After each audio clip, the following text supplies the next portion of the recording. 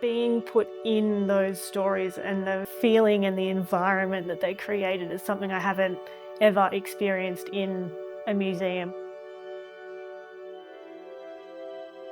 If I don't have something that's like pausing me or holding me in a spot that's like I'm listening to this story, I would have just whizzed through. I would have seen everything. I would have collected all of the points. What I loved about it was the story of their whole lives, where they were buried, their kind of legacy of the people that they brought home, like the lives that they saved because of the work that they did. That was really powerful in that storytelling because it makes you think about them, but you're thinking about all the generations that came after them. The audience testing allows us to take that initial production and test it on a small group of people whilst we've considered multiple perspectives while we're creating, where it's an opportunity to get so many more perspectives, understanding that people approach things and experiences in different ways and have different expectations and different habits.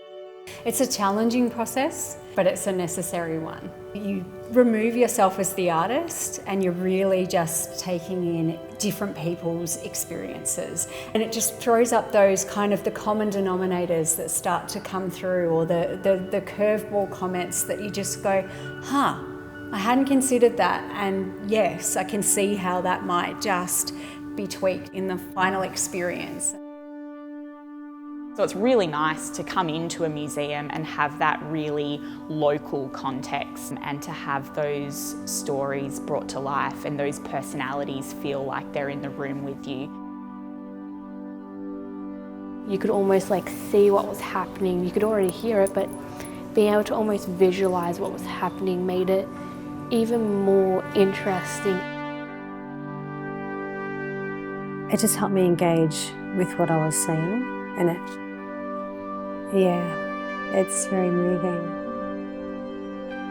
The hair stood up on the back of the neck. It was sort of, particularly with the variations of voices that were coming through, and it really did sound like you were standing out the front of the local buildings here in town. It's interesting to see where we push the art forward, how it's pulled people in.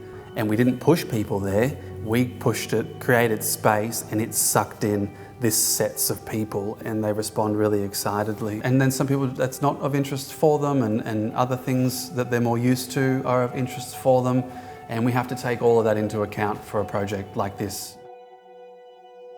Before I went, I was like, oh, I've never really had much interest in the military, but I feel like it's just given me such a new perspective that I think everyone just needs to have a look at least once. I think that's really attractive for a younger audience to have that context and be able to kind of follow along with the stories and add their own kind of experiences to that as well.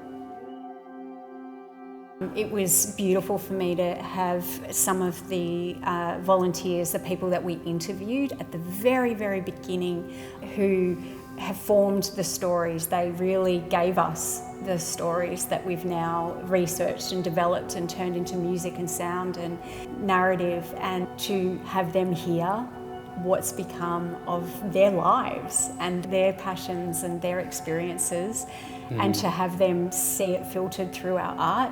It's quite a responsibility, and I do feel it all the time that I've been given something really special to take care of. And something so personal. So personal and so fragile and vulnerable, and so to have them experience it positively, emotionally and deeply, and thank you for that.